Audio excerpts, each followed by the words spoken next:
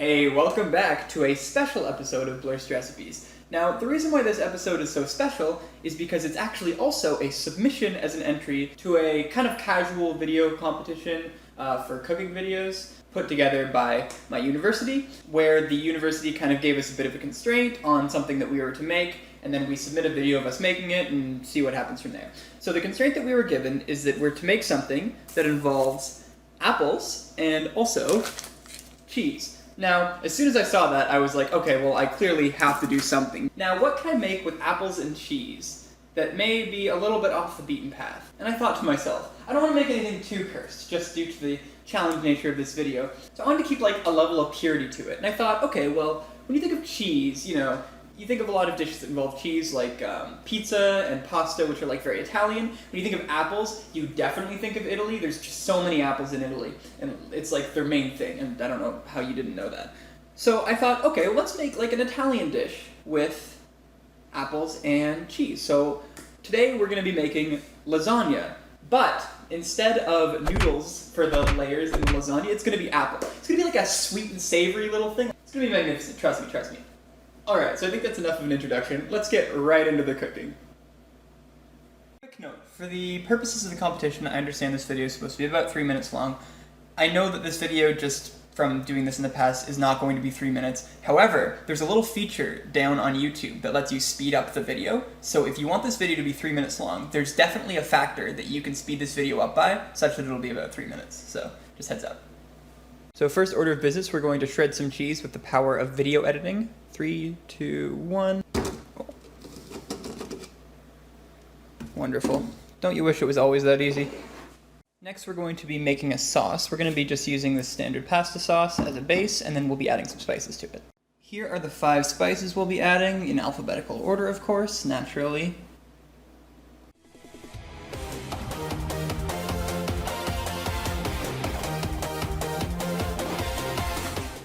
Alright, next we're going to be heating up our meat and our sauce in the pan for a little bit.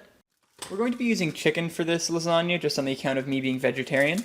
Alright, we're going to start slicing up these apples now, to get them ready for the noodle portion of the lasagna. And I actually can't find my knife, so I'm just going to end up doing something like this. Oh, there's my knife. Yes, I'm aware how obvious that was, that I just wanted to do that. It's just really fun.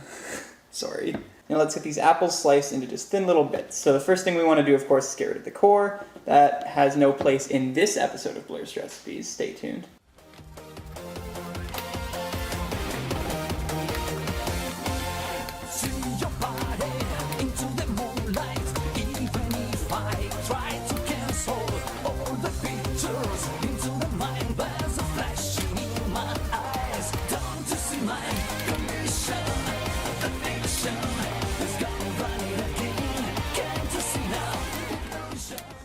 We're just going to preheat the oven to get ready.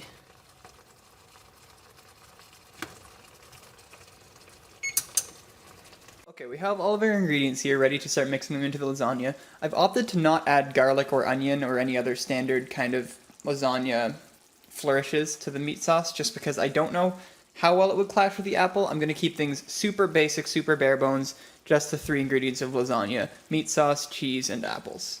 Okay, so first we're going to add a little bit of the meat sauce to the pan here. Just enough to kind of coat the bottom.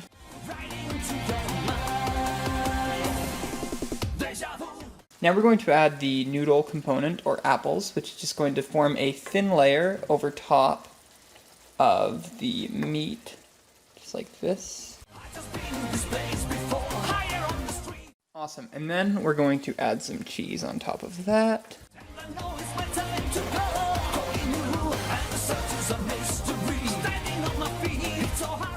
Now we're going to add another layer of the sauce.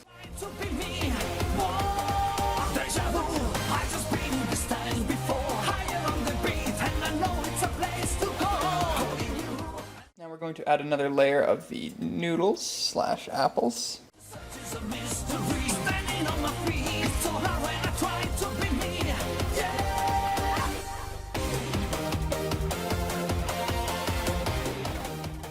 And it looks like 2 apples is approximately the correct amount of apples for something like this. Lastly, we're going to throw the rest of the cheese on top of these apples.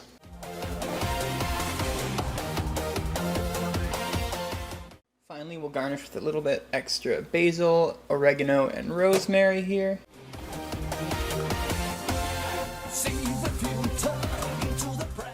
And into the oven it goes.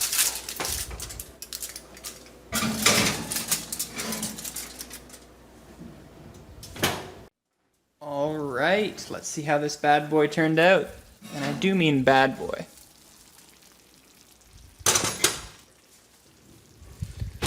It smells quite nice, actually, surprisingly. It's like apple crisp, kind of, the smell I'm getting. Alright, it's time for the taste test, my favorite part.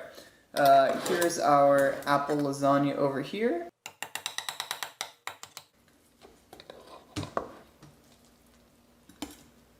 This is what it looks like. It does actually surprisingly look kind of like regular lasagna.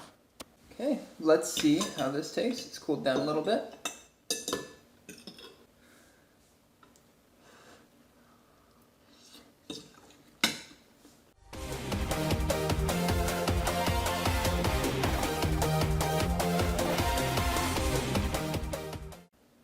That's quite good, actually.